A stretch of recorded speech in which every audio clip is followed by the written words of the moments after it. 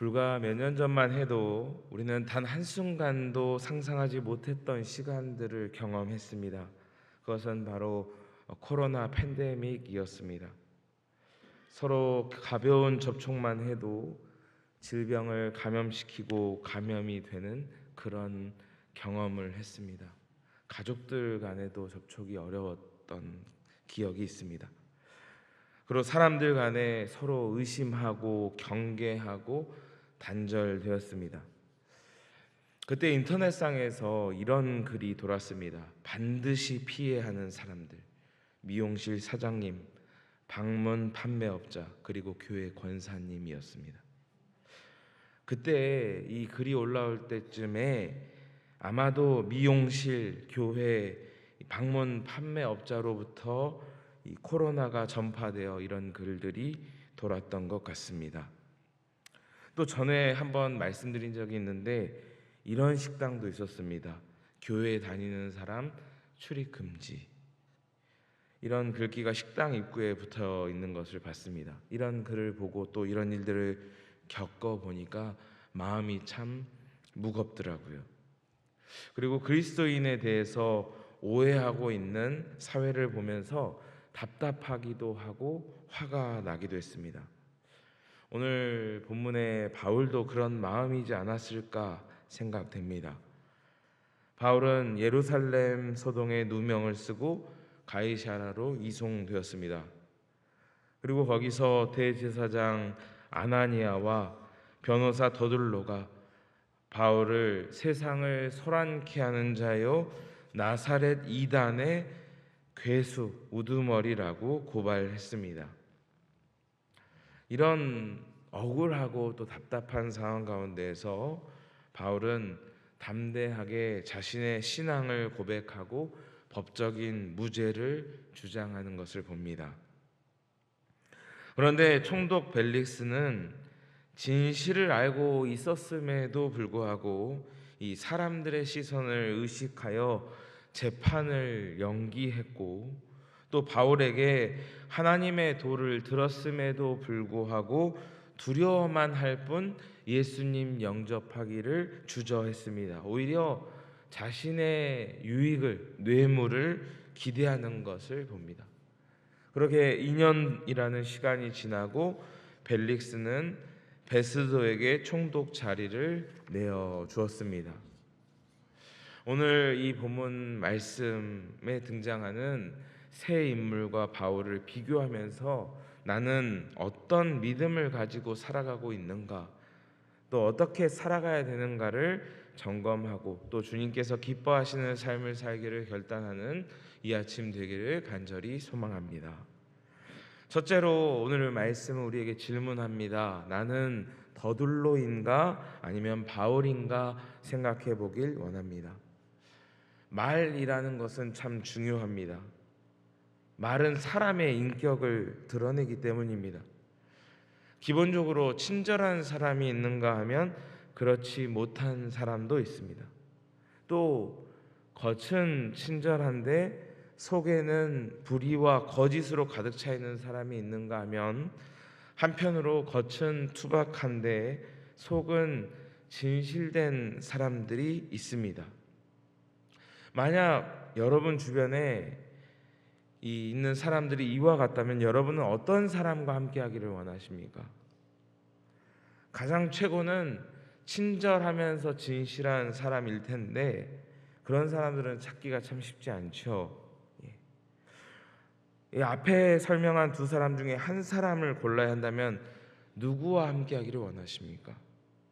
이 겉은 친절한데 그 마음에 불의가 가득한 사람, 아니면 투박한데 진실된 사람. 이 정도의 차이가 있겠지만 우리는 기본적으로 조금 투박하더라도 진실된 사람과 함께하고 싶어하는 것이 우리의 마음일 것입니다. 오늘 본문에 등장하는 더둘로라는 사람은 어떤 사람입니까? 이 이야기하는 거 보면 굉장히 공손하고 친절합니다. 그런데 그 안에는 아첨과 거짓으로 가득하여 사람을 곤란에 빠뜨리는 인물이라는 것을 우리가 알 수 있습니다. 이 그가 고발한 내용을 통해서 그의 이 인성을 우리가 알 수 있는데, 이 3절 말씀을 한번 보면 이렇게 이야기합니다. 우리가 당신을 힘입어 태평을 누리고 또 이 민족이 당신의 선견으로 말미암아 여러 가지 개선된 것을 우리가 크게 감사합니다라고 이야기합니다. 근데 사실 이건 아첨하는 말이고 거짓입니다. 실제로 벨릭스라는 인물은 해방 노예 출신으로 굉장히 포악한 인물로 알려져 있습니다. 역사가 타키투스의 기록에 의하면 그는 노예의 성정을 지닌 채 왕의 권세를 휘둘렀다라고 평가했습니다. 실제로 유대 사회 안에 있는 여러 문제들을 강경하게 진압한 일들이 있었습니다. 정리하면 더둘로가 말한 대로 그의 통치로 태평하지 못했다는 것입니다. 물론 권위자 앞에서 바른 말 하기가 쉽지 않지요. 충분히 할 수 있는 말이라 또 생각하는 분들도 계실 것입니다. 그런데 이렇게 벨릭스에게 아첨하는 말을 하며 했던 말이 무엇인가 하면 모함이었습니다. 5절에 바울을 향하여 그는 전염병과 같다라고 평가했습니다. 오늘날로 따지면 이 코로나 같은 사람입니다라고 이야기하면서 그 이후로 첫째, 유대인들을 소동케 했고, 둘째, 나사렛 이단의 우두머리라 했습니다. 그리고 세 번째, 성전을 더럽혔다고 했습니다. 듣기 좋은 말들로 벨릭스에게 이야기하지만 그 말에 진실이 있습니까? 없습니까? 없습니다. 반대로 바울은 어떻습니까? 이 10절 말씀에 이렇게 이야기합니다. 여러 해 전부터 이 민족의 재판장이 된 것을 내가 알고 있다. 그래서 내가 기쁜 마음으로 내가 한 일을 변명하겠다 이야기합니다. 그러면서 자신이 유대인을 소동케 하고 성전을 더럽히지 않았음을 이야기하며 그 근거로 예루살렘에 온 지 12일밖에 안 됐고 성전에서 어떤 소동을 일으켰는지 그들이 보지 못했고 증거도 내세울 수 없다고 말하며 자신의 무죄함을 주장했습니다. 그러면서 또 이 말을 합니다. 14절입니다. 그러나 당신께 고백합니다. 나는 그들이 이단이라고 하는 그 도를 따르는 것이 사실입니다. 그 도는 우리 조상의 하나님을 섬기는 것이고 성경에 기록된 것을 다 믿는 것이며 그들이 기다리는 바 하나님께 향한 소망을 가지고 있습니다. 그러므로 나는 하나님과 사람에 대하여 항상 양심에 거리낌 없기를 힘쓰고 있습니다. 나는 소동을 일으키지도 않았고 성전을 더럽히지도 않았습니다 라고 이야기합니다. 오늘 본문에 등장하는 바울과 더둘로를 통해서 우리가 지금까지 해왔던 말들을 돌이켜보기를 원합니다. 나는 지난날 사실만을 이야기했던가? 때론 거짓을 말하기도 하고 거짓까지는 아니어도 내 의견을 사람들에게 주장하기 위하여 내용을 과장시키거나 은폐하진 않았는가 되돌아보기를 원합니다. 이제 후로는 바울처럼 사실만을 말하며 우리의 입술을 지키는 우리 모두 되기를 원합니다. 더 나아가서 우리의 입술을 통해서 사실만 나오는 것이 아니라 복음이 흘러나오기를 원합니다. 과거 팬데믹을 겪으면서 그 이야기가 참 쉽지 않았을 거예요. 사회에서나 직장에서 나 예수님 믿습니다, 나 교회 다닙니다 라는 말을 하기가 참 어려웠습니다. 주일날 예배 드리는 것을 말 못하고 교회 오시는 분들도 참 많았습니다.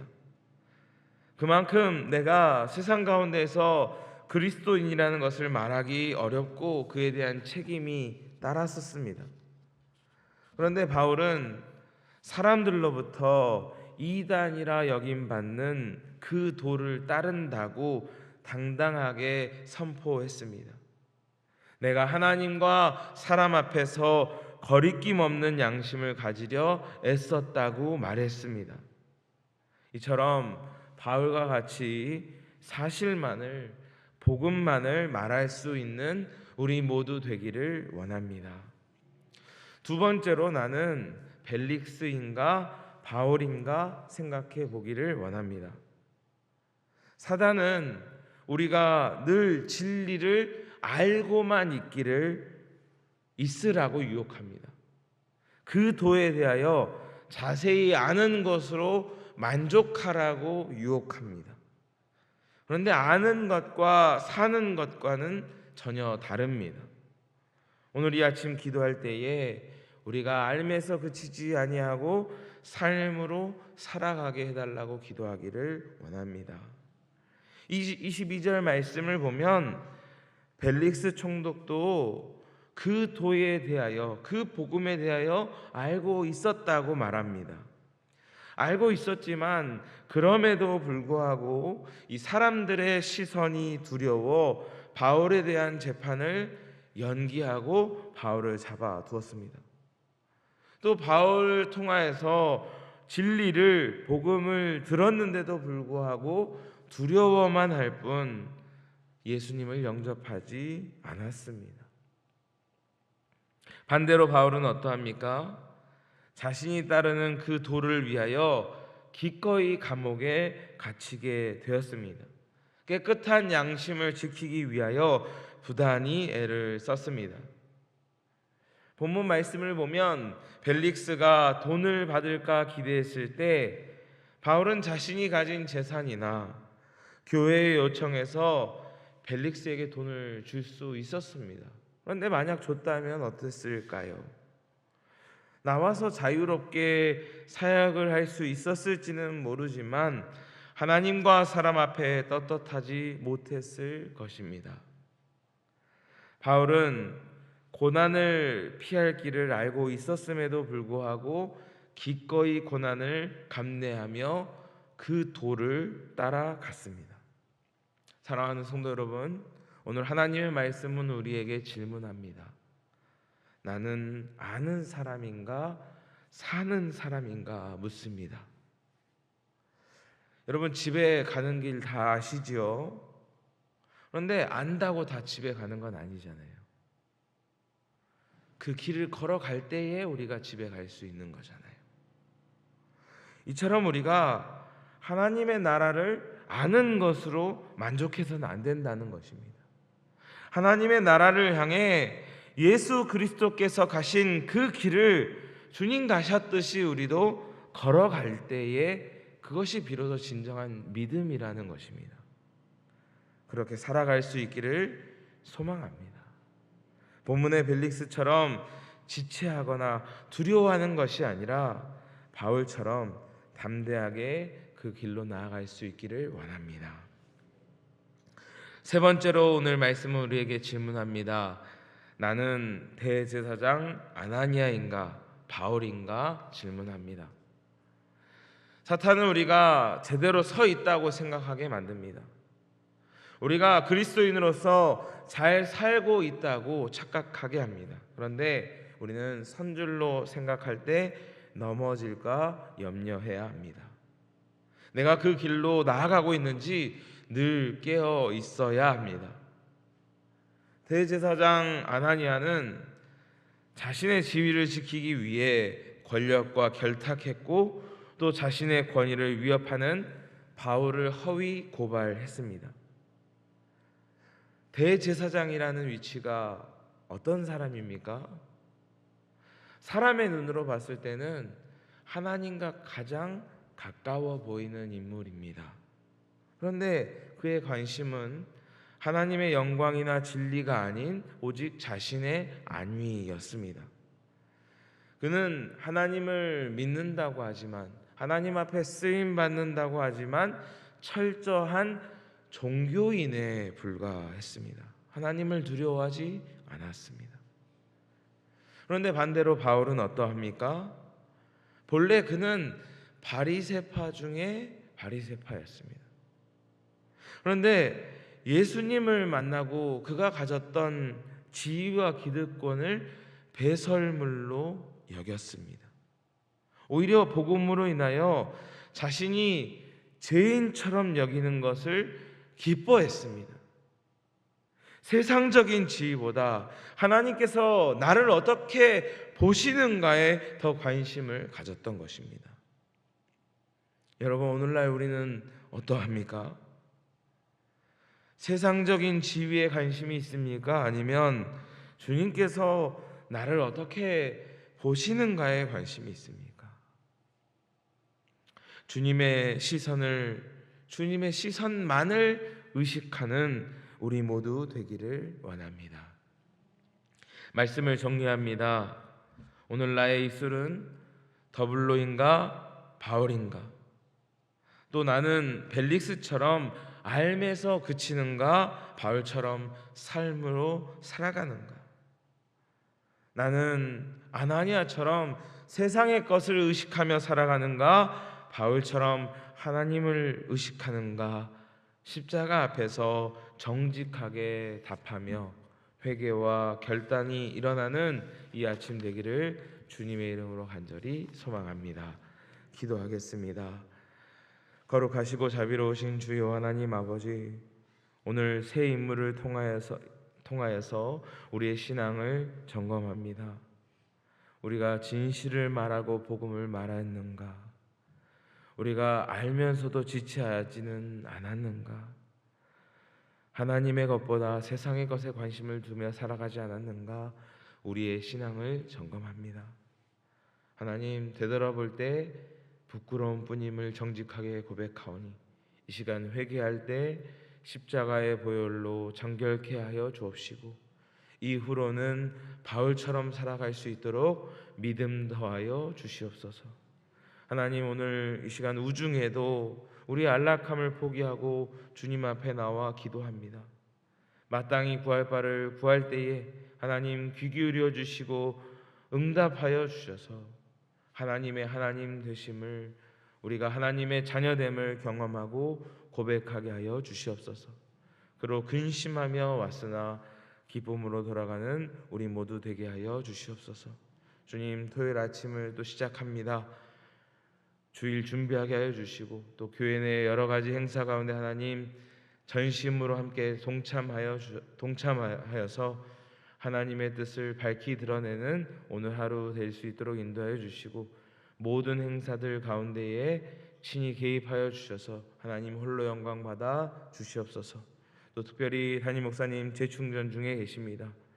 재충전하시고 돌아오셔서 또 1년 사역 마무리하시기에 또 새 해를 준비하시기에 부족함 없도록 주님께서 새 힘을 공급하여 주시옵소서. 주님께서 저희의 모든 기도와 간구에 응답하여 주실 것을 믿으며 우리를 죄에서 구원하신 우리 구주 예수 그리스도의 이름으로 간절히 기도드리옵나이다. 아멘.